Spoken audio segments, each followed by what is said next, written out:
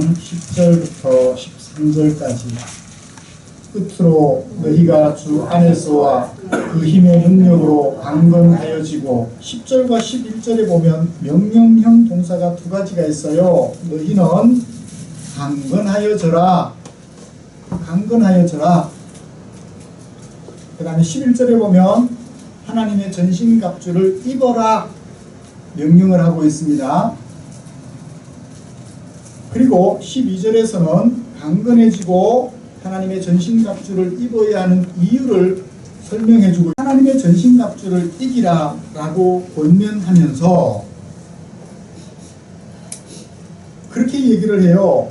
마귀의 관계를 대적해야 한다.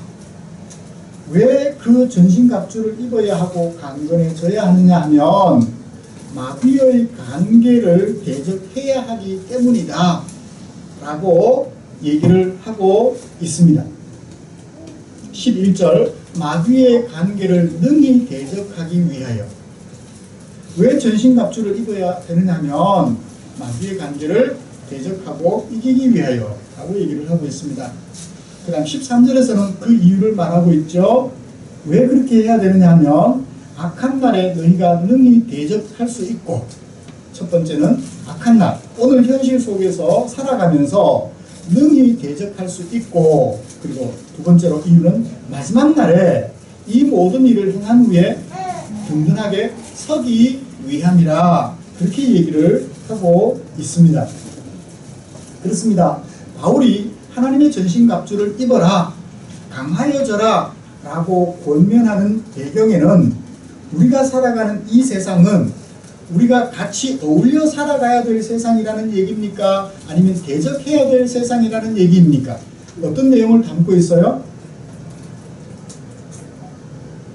강건하여져라 하나님의 전신갑주를 입어라 라고 권면하는 배경에는 우리가 살아가는 오늘날의 이 세상이 대적할 세상이라는 뜻을 담고 있을까요? 아니면 세상과 어울려 세상과 함께 살아가야 되는 것이라는 뜻을 담고 있을까요? 대적해야 하는 세상이라는 의미를 담고 있지요. 그렇습니다.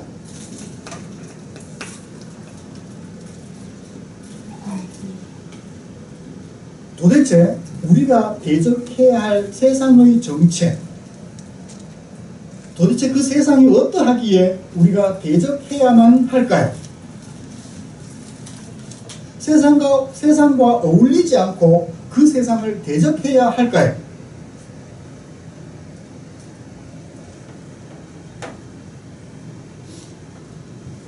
그러므로 우리가 세상을 알지 못하면 세상과 휩쓸려 살아가다 보면 세상을 알지 못해서 세상과 휩쓸려 살아가다가 보면 우리의 삶을 다 산 후에 지난 날을 돌아보면 후회하는 거예요. 내가 헛되게 살았구나. 내가 무엇을 위해 살았던가. 이미 그것을 깨달았을 때는 어떻게 돼요? 끝났어요. 더 이상 살아갈 수가 없어요. 내가 살아가야 될 세상을 잘 이해하고 알면 미리 주의하여 우리 인생을 마감할 때쯤 내 인생을 참 보람있게 살았구나. 내 인생을 참 의미있게 살았구나 라고 우리는 말할 수 있게 될 것 같습니다. 그 세상에는 마귀의 관계가 가득하다라고 얘기를 했지요. 그리고 12절을 보시면 그 세상에는 무엇이 가득하다고 얘기를 합니까? 통치자들과 권세들과 이 어둠의 세상 주관자들과 하늘에 있는 악의 영들이 세상을 지배하고 있기 때문에 우리는 이 세상을 대적해야 하지 짝해서는 안 된다. 가까이 해서는 안 된다라고 얘기를 하고 있는 것입니다. 이때 관계를 부리는 마귀, 통치자들, 권세자들, 어둠의 세상 주관자들, 하늘에 있는 악의 형들, 악의 영들 이들은 모두 다 쉼표로 연결이 되어 있어요. 앤드라는 그리고라는 접속사로 연결되어 있지 않고 쉼표로 연결이 되어 있어요. 같은 의미죠. 열거를 하고 있는 거예요. 이 세상을 지배하여 우리로 하여금 하나님의 백성답지 못하게 살아가도록 하는 모든 요소들을 열거하고 있어요. 나열하고 있어요. 이것뿐이겠습니까? 이런 모든 것들이 있어 우리로 하여금 하나님의 백성답지 못하게 살게 한다. 다시 말하면 우리의 인생이 끝날 때쯤 내가 무엇을 위해 살았던가, 헛되게 살았다라고 생각하게 하는 요소들이 이 세상에 널려 있다는 거예요. 너무나 또 많이 말입니다. 그것을 열거하고 있었어요. 마귀, 통치자들, 권세자들, 어둠의 세상 주관자들, 하늘에 있는 악의 영들, 이들 모두가 하는 일은 뭐예요? 악한 간계를 부려요. 그래서 우리로 하여금 거기 넘어가게 만든다는 얘기예요. 하나님의 백성답게 올곧게 서있게 하지 못하고 넘어가서 휘청거리며 후회하는 삶을 살도록 만든다. 그걸 뭐라고 그래요? 간계, 악한 계략, 간사한 계략, 간교한 계략, 그런 뜻을 담고 있죠.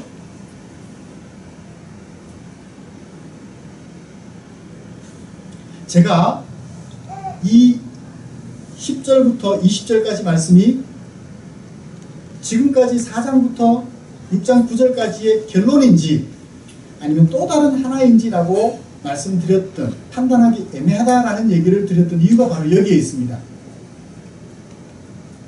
통치자들, 권세자들, 마귀, 어둠의 세상 주관자들, 하늘에 있는 악의 영들이 사람을 통해서 일하나요? 사람과 상관없이 일하나요?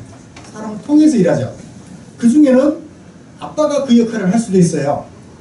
자식들을 어떻게 하면? 화나게 하면. 자식이 그 역할을 할 수 있어요. 어떻게 하면? 부모를 공경하지 않으면. 아내가 그 역할을 할 수 있어요. 남편을 존경하지 않으면. 남편이 그 역할을 할 수 있어요. 아내를 예수님이 교회를 위하여 자기 목숨을 내어 주시듯이 사랑하지 않으면. 서로에게 상처를 주어 힘들게 한다는 거예요. 그러므로 지금까지 이야기의 결론이라고 보아도 틀림이 없겠고 또 다른 하나의 주장이라 하여 살펴보아도 틀림이 없을 것입니다. 왜 그럴까요? 여기 등장된, 열거된 마귀, 통치자들, 권세자들, 어둠의 세상 주관자들, 하늘에 있는 악의 영들, 우리로 하여금 인생을 다 산 후에 헛살았다. 지금까지 내가 헛된 삶을 살았다라고 생각하게 할 만한 모든 요소들을 열거하고 있는데 그것들의 정체를 살펴보면 알 수가 있어요. 마귀가 뭘까요?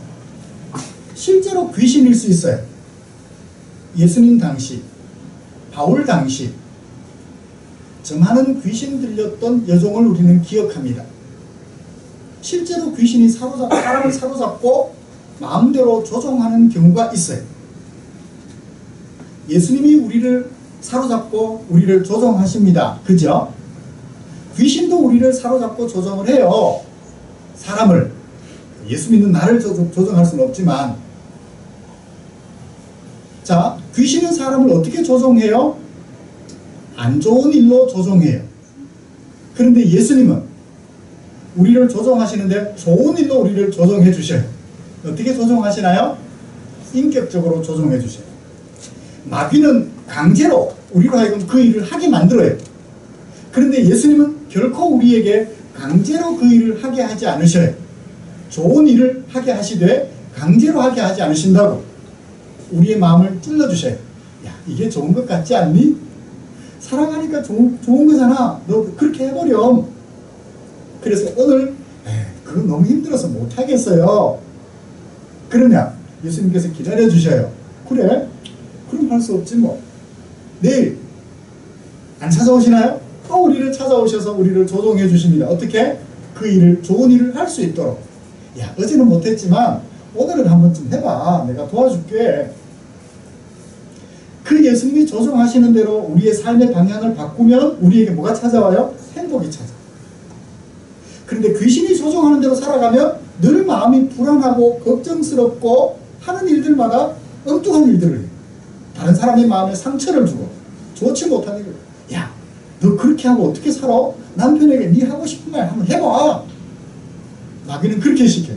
예수님은요, 아니야, 네가 조금만 더 수고해보렴. 네가 조금만 더 참아버려.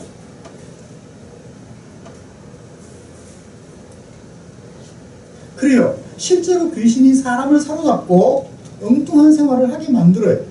그런 일도 있을 수 있습니다. 그런 일도 있을 수 있어요.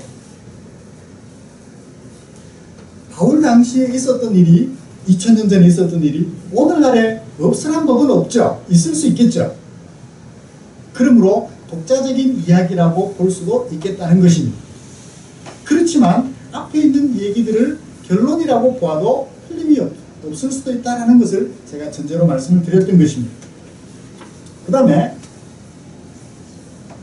실제로 마귀가 우리 앞에 관계를 꾸며요. 어떤 일들이 있느냐면 어떤 신전을 만들어 놓고 그 신전 앞에 가서 참배를 하면 그 신전에 모셔놓은 신이 우리를 복되게 할 것이고 우리에게 복을 줄 것이라고 생각하게 만들어요. 그게 사회적 분위기가 돼버려요. 문화가 돼버린다. 그러면 남들이 다 그 신전 앞에 가서 복채를 놓고 복을 비는데 내가 안 하면 어떤 마음이 들까요? 나도 안 하면 안 될 것 같아. 전체가 다 그러니까. 사회 분위기가 다 그러니까 나도 안 하면 손해볼 것 같은 느낌이 들어서 교회 다니던 사람들이 나도 모르게 그리로 쫓아가는 성향을 보여주는 거예요. 옛날에 우리 어머니들이 그러셨어요. 새벽마다 아들 군대 보내놓고 새벽마다 뭐예요? 아니면 달밤에 정향수 떠놓고 집 뒤안간으로 돌아가서 그 상에다가 깨끗한 물 한 그릇 떠놓고 뭐예요? 빌어요. 며칠을 제대할 때까지. 그 비슷한 모양을 집 뒤안간에 가서 정한수를 떠놓고 하진 않지만 똑같은 마음가짐으로 정성을 들이려는, 하나님께 정성을 들이면 내 치성이 하늘에 다 하나님이 감동하여 뭔가를 들어주시겠지. 그와 똑같은 마음을 가지고 교회 와서 장소만 바뀌었을 뿐, 찬물이 있느냐 없느냐 그 차이일 뿐, 똑같은 마음가짐으로 정성을 들이려 하는 그런 경향을 보여요. 사회적 분위기가 어디로 조금 바뀌었을 뿐인가요? 교회로 바뀌었을 뿐, 마음가짐은 똑같은 거예요.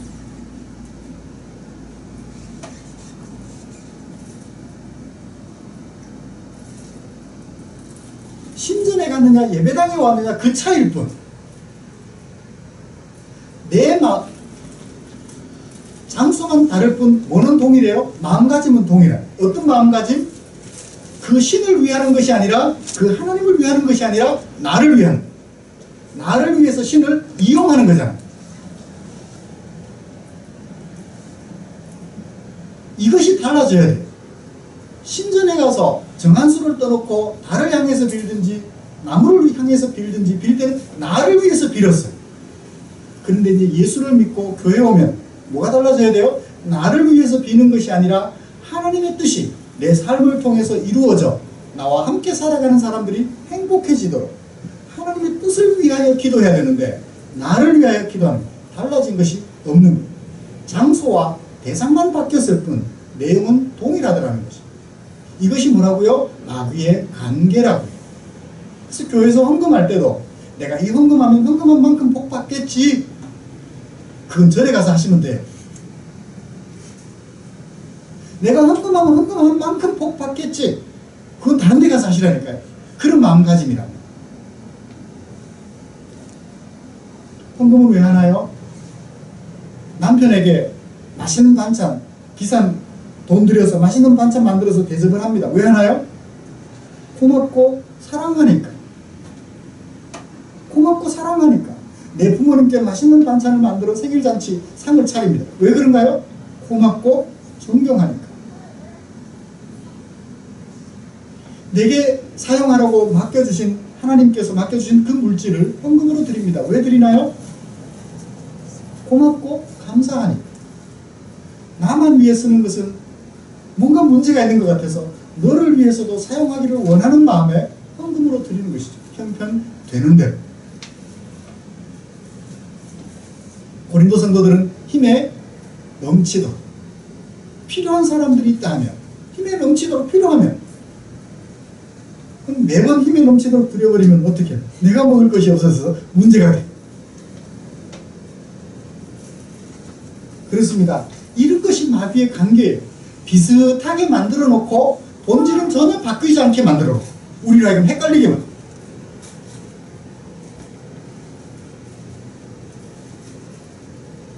에베소서 2장 3절에서는 그렇게 얘기를 했죠. 육체의 욕심을 따라 살아가는 것.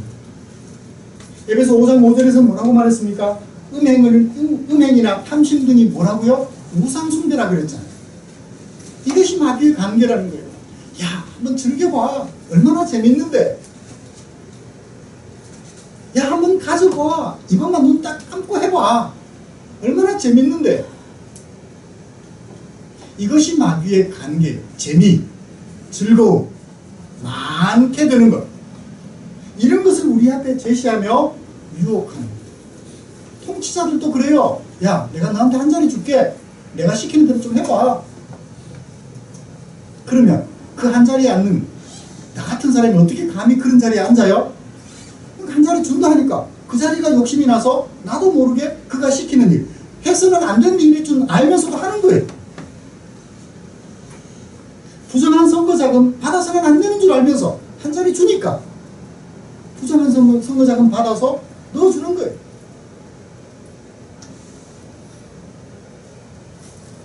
에베소 5장 11절에서는 그렇게 말하죠.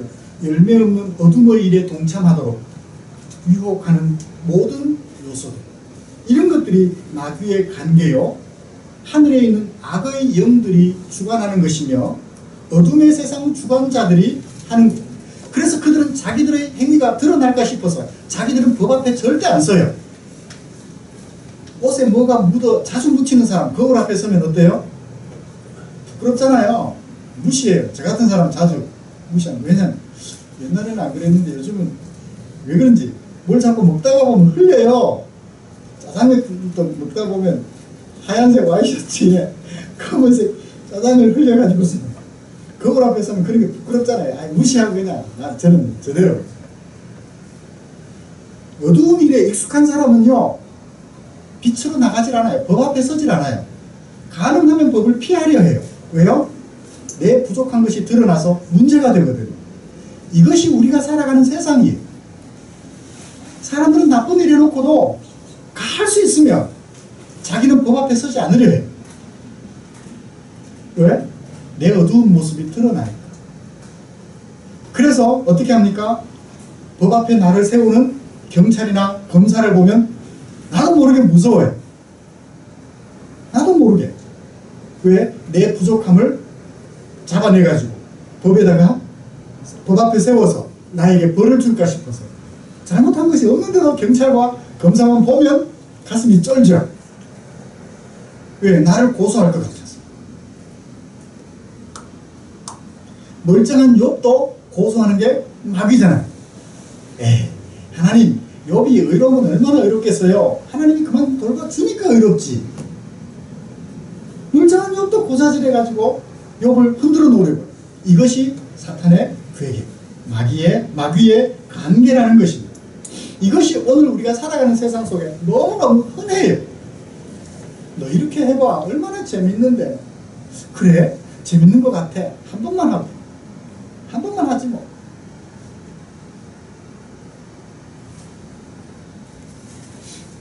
여러분, 이런 세상에 휩쓸려서 살아가면 될까요? 안 될까요?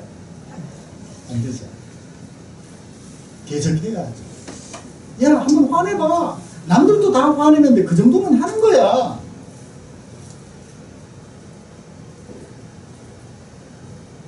이것이 오늘 우리가 살아가는 세상의 모습이에요. 예수 믿었지만 우리가 살아가는 세상은 변함이 없다고. 그런 세상 속에서 불러내셨지만 여전히 우리를 그런 세상으로 보내셨기 때문에 세상은 변함이 없어요. 자, 이런 세상에서 우리는 어떻게 대적해야 할까요? 어떻게 대적해야 승리하고 인생을 마감할 때 참포항 충정교회에서 사랑하는 성도들과 더불어 하나님의 말씀을 들으며 은혜를 나누며 정말 복되게 삶을 살았습니다. 김보경 집사님 고맙습니다. 이우상 집사님 고맙습니다. 함께 신앙생활 할 수 있어서 말입니다. 교회 출석했기 때문에 고마운 것이 아니라 그런 생각들을 함께 나누며 정말 후회 없이 누가 나를 고소해도 흠잡을 데 없이 아름다운 삶을 살 수 있게 된 삶을 마감하면서 집사님들과 함께 있어서 행복했습니다. 그런 말 한마디 던져. 여보, 당신과 함께 인생을 살아서 행복했어. 아이들에게, 얘들아, 너희들과 함께 이런 하나님의 말씀을 가지고 이 세상을 대적하며 성공적으로 살 수 있어서 너무너무 행복했다. 너희들도 나와 똑같이 그렇게 살아갔으면 좋겠다는 그 메시지를 남겨주고 우리 인생을 마무리할 수 있다면 얼마나 행복할까. 그런데 그게 쉽지가 않아요. 그게 쉽지가 않다고. 그래서 바울은 어떻게 대적하라 말합니까? 주 안에서 10절 주 안에서와 그리고 그 힘의 능력으로 강건하여져야 한다. 그 힘의 능력, 그 누구의 힘의 능력? 예수님의, 우리를 도우시는 하나님의 힘의 능력으로 강건해져야만 한다. 수동태. 자, 보셔요. 내가 열심히 운동합니다. 스트레칭을 해요. 근력이 생겼습니다. 내가 강건해진 거죠. 내가 나를 강건하게 만들었어요. 그런데 그런 옳지 못한 생각들 던져버리고 욕심, 탐욕 다 던져버리고 주님의 백성으로서 아름다운 삶을 살려면 내가 강건해질 수 없어요. 바울은 그렇게 말합니다. 강건해져야 한다. 수동태. 내가 나를 훈련시킨다고 되는 게 아니에요. 그렇죠? 우사인 볼트 100m 선수 오죽하면 번개라고 말을 할까요? 최고 빠른 사람이잖아요. 우리가 세계 지구상에서 현재로 말입니다. 요즘은 100m는 관심 없고 200m에서 최고 선수가 되어보겠다고 열심히 운동하고 있죠. 그렇습니다. 열심히 운동하면 스스로 강건해질 수 있어요. 그런데요, 이 아름다운 삶은, 이 세상을 대적하고 마귀의 관계를 이기는 삶은 스스로 훈련한다고 안 돼요. 제가요, 여러분 살아보시면 알잖아요. 부부싸움 안 좋은 줄 알죠? 그런데 부부싸움 안 해야지 해보지만 하고 나면, 그런 각오를 하고 나면 3일을 못 넘기고 3시간을 못 넘기고 또 싸울 거리가 생겨요. 알잖아요, 우리. 그래서 어떻게 합니까? 외부에서 주어지는 힘으로 내가 강건해져야 한다라는 것입니다. 바울은 그 얘기를 하고 있는 거예요. 강건해져라. 네 스스로 강건하게 되려 하지 말고 하나님의 능력으로 강건해져야 한다. 그러므로 이런 온전한 아름다운 삶을 살고 싶다면 어떻게 해야 될까요? 하나님 나를 도와주십시오. 하나님께서 그렇게 말씀을 하십니다. 아내에게 네가 사랑한다면 사과해보렴. 경상도 남자 아내한테 사과하는 게 쉬워요? 힘들어요? 아내가 남편에게 사과하는 것은 쉬워요? 힘들어요? 비교적 쉬워요. 아내들은 잘 하시더라고. 미안해. 근데 남편들은 그 미안해라는 말이 쉽지가 않아요. 왜? 남편의 권위가 추락되는 것 같아서. 그 미안해라는 말 한마디 하기가 어찌 그리 어려운지요. 그냥 미안하면 어떻게 해요? 일부러 못 본 척 그냥 등 돌리고 앉아서 속으로는 미안한 마음은 있어요. 말을 못해요. 그런데 하나님께서 사랑한다면 그 사랑을 표현하라 라고 얘기를 하신다고 할 때 저는 못하겠어요. 굳이 말을 해야 되나요? 주께 도움을 구하십시오. 주님, 그렇게 해야 된다면 제가 사과할 수 있도록 제 마음을 감동시켜 주세요. 분위기를 만들어 주세요. 기도해 보세요. 그러면 주께서 내 마음을 감동시켜 미안하다는 말 한마디 던져 사과를 표현할 수 있게 만들어 주시죠. 주님이 도와주신다는 얘기. 이런 주님의 도우심이 있음에도 불구하고 그 도우심을 포기한 채 그냥 내가 하고 싶은 대로 미안한 말도 안 하고 장미 한 송이 갖다 줘. 장미 한 송이라도 갖다 주면 좋은 거죠. 네. 근데 그 장미 한 송이보다 미안하다라는 사과 한마디가 훨씬 더 큰 힘을, 사랑의 힘을 발휘한다고. 그래서 어떻게 하라? 주의 능력으로, 주 안에서 하나님의 능력으로 강건해져라. 그 다음에 뭐라고 말하나요? 하나님의 전신 갑주를 취하래. 갑주가 뭔가요? 갑옷이에요. 갑옷은 누가 입나요? 전쟁에 나가는 사람. 전쟁에 나가는 사람. 오석이도 제대한 지 얼마 안 됐지만 갑옷 입어봤어? 뭘 입어봤어요? 군복 입어봤어요. 요즘은 갑옷 입으면 절단나요. 무거워서 움직이지도 못하고. 갑옷 입어봤자 총알이 내 몸을 뚫어버려요. 차라리 방탄복 입든지. 그러니까 갑주는 언제 입던 옷? 2000년 전. 뭘로 싸울 때? 총과 칼로, 총과 칼이 아니고 칼과 창으로 싸울 때, 활로 싸울 때 입었던 옷이 갑옷이. 그러면 이 갑옷은 뭔가 비유적인 요소로 의미로 사용되었다는 것을 알 수 있죠. 뭔가요? 방어하는 것. 그리고 뭐 하는 거예요? 적을 공격하는 것. 마귀의 관계를 막아내고 마귀의 관계를 이기기 위하여 필요한 것을 무엇에다가 비유했나요? 전쟁에 나가서 승리를 얻고자 하는 군인이 입는 갑옷에다가 비유를 한 거죠. 자세한 내용은 다음 주 14절부터 20절까지 말씀을 살펴보면서 자세한 내용을 살펴보기로 하고요. 그러면 왜 그렇게 대적을 해야 하나요? 왜 우리가 하나님의 전신갑주를 입고 그리고 하나님의 도우심을 힘입어 그 마귀의 관계를 대적해야 하나요? 12절. 우리의 싸움의 대상이 문제가 되기 때문에 그렇다는 것입니다. 우리의 싸움의 대상을 12절에서 대조법으로 설명하고 있어요. 우리의 싸움은 갑주를 입었으면 싸움이라 그래야 되는데 뭐라고 말하나요? 삭발을 맨 씨름 선수들의 싸움, 씨름으로 번역해놨어요. 같은 값이면 갑주라고 번역했으면 싸움이라고, 전투라고 표현했으면 훨씬 더 좋았을 텐데 씨름이라고 번역해두고 있습니다. 씨름 선수도 아니고. 그쵸? 네. 그래요. 우리가 전투해야 할 전사라면 우리가 싸워야 될 싸움의 대상은 누가 아니다? 혈과 육이 아니다. 뭐다? 통치자들과 권세들과 이 어둠의 세상 주관자들과 하늘에 있는 악의 영들이기 때문에 하나님의 도우시는 능력을 입어야 하고 하나님의 전신갑주를 입어야 한다는 거예요. 자, 오늘날 북한과 전쟁을 하려면 뭘 준비해야 돼요? 무기를 준비해야 돼요. 무엇하는? 사람을 죽이는 무기를 준비해야 돼요. 뭐가 대상이기 때문에? 사람이 전쟁의 대상이기 때문에 그래요. 그런데 우리가 그리스도인으로서 싸워야 할 대상은 사람이다 아니다? 아니다. 사람이 아니므로 예수 안 믿는 사람들을 다 잡아서 감옥에 넣어놓고 가스로 죽여버리는 그런 일을 해서는 안 된다는 거죠. 아내 마음에 안 든다고 어떻게 해요? 토막 살인 사건. 그렇게 해서는 안 된다는 거예요. 우리의 싸움의 대상이 사람, 육체가 아니다. 뭐다? 특별한 어떤 권세가 있다. 영적 존재가 있다라는 것으로 우리에게 얘기를 해주고 있어요. 사회적 문화, 분위기. 이런 것들과 우리가 싸워야 되기 때문에 하나님의 전신갑주를 입어야 되고 하나님의 도우시는 능력을 입어야 돼요. 나를 괴롭히는 사람, 나를 힘들게 하는 사람을 위해서 태권도 열심히 연마하면 될까요? 그거는 이제 사람이 대상일 때는 태권도 열심히 준비하고 합기도 훈련하면 돼요. 그런데 우리의 싸움은 사람이 대상이 아니기 때문에 무술을 준비할 것이 아니라는 것입니다. 무기를 준비할 것이 아니에요.